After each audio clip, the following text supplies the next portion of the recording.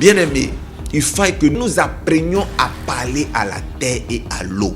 Lorsque vous regardez très bien cette vidéo, vous allez remarquer, non, il n'y a rien à dire. Vous allez bien remarquer que la vidéo vous montre comment est-ce que les sorciers égyptiens prient avec quoi? Avec les éléments. Il y a l'eau qui intervient, il y a la terre qui intervient. Bien aimé, ce sont des choses qui ont été volées aux enfants de Dieu. Jérémie 22, 29 nous montre comment, je répète bien, comment le prophète parle à la terre pour qu'une malédiction soit très accélérée dans la vie d'une autre personne. Vous allez voir comment la théologie veut nous éloigner de cette vérité. La terre et l'eau sont des cofondateurs de la création. Pas au même titre que Dieu, mais Dieu a pris le soin de les solliciter. La mer est considérée comme une divinité. La terre est considérée comme une divinité.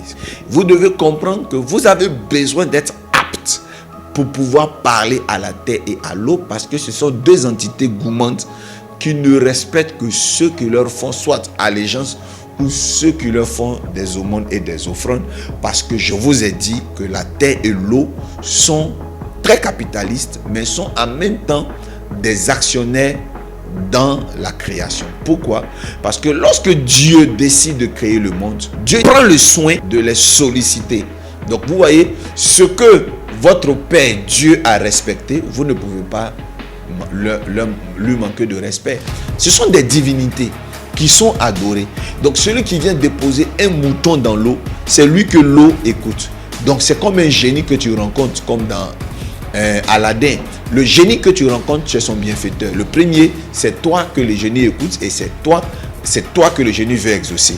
Et donc l'eau qui est là, l'eau est gourmande. Le plus offrant, l'eau lui obéit. Donc je voulais vous dire que ce sont ces deux éléments là qui aujourd'hui sont à la base de beaucoup de meurtres, sont à la base de beaucoup de brisements de famille, sont à la base de beaucoup de limitations de famille. C'est pour ça que je vais demander au pasteur de préparer Apocalypse pour que vous voyez comment dans Apocalypse 20, la Bible montre comment l'eau sera jugée et le séjour des morts, qui est aussi la forme de la terre, sera jugé au dernier jugement. Mais pourquoi on juge l'eau? Pourquoi on juge la mer? Pourquoi la mer doit rendre ses morts et être jugée si la mer n'est pas un être vivant? La mer est un être vivant. Dans certains autres livres des religions parallèles, on nous démontre que la mer est un djinn. La mer a une bouche, la mer a des oreilles, la mer a des yeux. Et la mer a des décisions indépendantes. Voilà pourquoi la mer sera jugée comme tout humain, comme toute personne peut être jugée. Bien-aimé, la terre peut te connaître. My God. L'eau peut te connaître sans que Dieu ne te connaisse. À l'inverse, Dieu peut te connaître sans que la terre et l'eau ne te connaissent. Bien-aimé, voilà pourquoi, en plus d'être connu, reconnu par le Christ, Dieu doit parler et témoigner à la terre et à l'eau pour que ces deux éléments-là soient soumis et assujettis à ta volonté. C'est pour ça que je voulais vous exhorter à comprendre une chose. Bien-aimé, il faut que vous ayez un pasteur qui vous présente à l'eau et à la terre. Jésus vous connaît, mais je le répète, la terre et l'eau doivent vous connaître aussi. Donc, je prie ce soir et je prends l'engagement en tant qu'autorité divine. Je parle maintenant que la terre vous connaisse, que l'eau vous connaisse. Si quelqu'un avait parlé à la terre, si quelqu'un avait parlé à l'eau contre vous, je parle maintenant que vraiment les paroles incantatoires, ce qui a été dit contre votre vie, soit vomi dans le nom puissant de Jésus. Je parle à une personne maintenant. Il faut que tu prennes cette parole au sérieux. Je veux que tu comprennes une chose, qu'il ne faudrait pas laisser l'eau, vos ennemis passer par l'eau pour avoir raison de vous.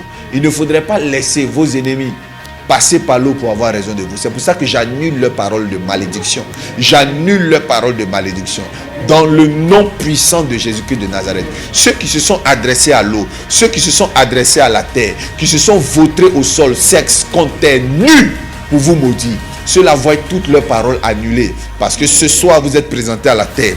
Au nom de Jésus, je parle et je crois pertinemment. Je parle et je crois pertinemment que Jésus-Christ est aussi puissant, plus puissant que tout Dieu sur terre. Et je déclare que si l'eau avait entendu des paroles et si l'eau les avait exécutées contre toi, aujourd'hui, l'eau te connaît comme un bienfaiteur. En ma qualité de père spirituel, en ma qualité de prophète, je prends autorité pour annuler toute parole incantatoire qui a été prononcée dans l'eau, avec à l'appui offrande de moutons, avec à l'appui offrande de poulet, avec à l'appui offrande de bœuf, pour détruire ta génération, pour détruire ta destinée. J'annule cela. La terre et l'eau sont désormais tes alliés. La terre est ton allié. Dans le nom puissant de Jésus-Christ de Nazareth. Nous allons prendre maintenant 2 minutes pour prier. Prions ensemble.